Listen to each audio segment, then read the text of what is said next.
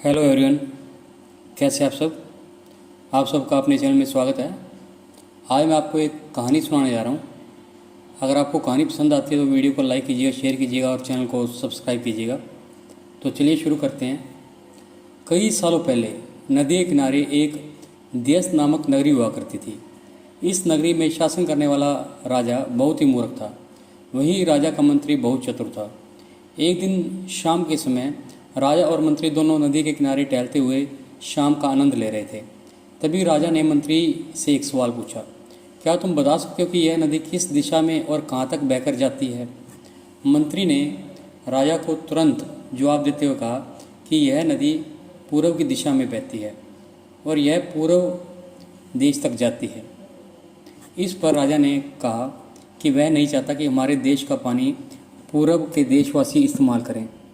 राजा ने मंत्री को नदी का पानी रोकने के लिए दीवार खड़ी करने का आदेश दिया। तभी मंत्री ने राजा से कहा कि ऐसा करने पर हमारा ही नुकसान होगा।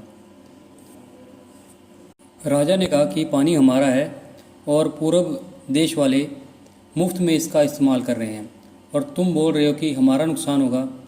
इसमें हमारा कुछ नुकसान नहीं होगा। तुम जल्दी से पानी को रोकने का इंतजाम शुरू करो। मंत्री राजा का आज्ञा का पालन करते हुए कारीगरों को बुलाता है और नदी के पास एक दीवार बनवाने का काम शुरू करवा देता है। नदी में दीवार बनाने का काम तेज़ी से चलने लगा और कुछ दिनों में दीवार बनकर तैयार हो गई। यह देखकर राजा बहुत प्रसन्न हुआ, परंतु उसकी मूर्खता के कारण कुछ दिन बाद जब बारिश का मौसम आया तो नदी का पानी पूर्व देश में जाना रुक गया और पानी गांव में ही भरने लगा। धीरे धीरे पानी लोगों के घरों तक घुसना शुरू हो गया। इससे परेशान होकर सारे नगरवासी एकत्रित होकर मंत्री के पास आते हैं। मंत्री उन्हें आश्वासन देता है कि वह इस समस्या का हल ढूंढ निकालेगा। लोगों की परेशानी सुनकर मंत्री समाधान निकालने के लिए एक योजना बनाता है। उन्होंने राजमहल में समय बताने के लिए एक घंटा बजाने वाला शख्स जो कि घंटा बजाया करता था उसको इसमें शामिल किया। वह समय के अनुसार घंटा बजाता था जिससे कि लोगों को समय का पता चलता था। मंत्री ने उसे कहा कि आज तुम प्रति घंटे की बजाय हर आधे घंटे में घंटा बजाना। उस आदमी ने मंत्री ने जैसा कहा वैसा ही किया। इससे जब सुबह के 3 बज रहे थे तो उसने 6 बार घंटा बजाया। 6 घंटे सुनकर राजा और सभी नगरवासी को ये लगा कि 6 बज गए हैं और सुबह हो गई है।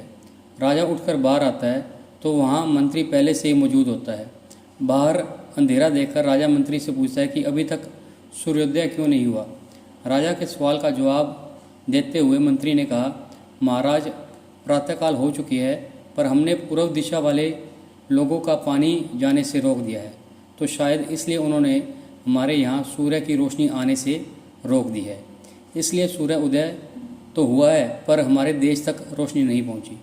ऐसा लग रहा है कि अब हमारे देश में सूरज की रोशनी कभी नहीं पहुंच पाएगी। यह सुनकर राजा चिंता में पड़ गया और मंत्री से पूछता है कि इसका क्या उपाय है।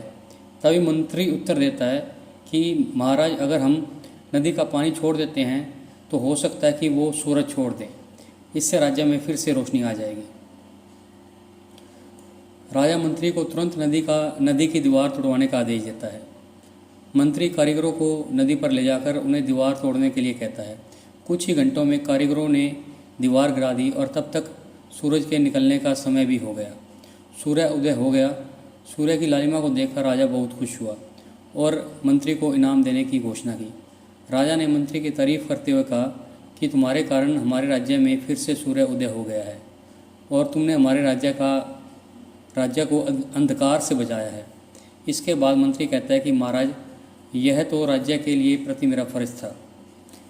इस कहानी से हमें यह सीख मिलती है कि कभी भी दूसरों का बुरा नहीं करना चाहिए और न ही उनकी तरक्की देखकर उनसे जलन की भावना रखनी चाहिए।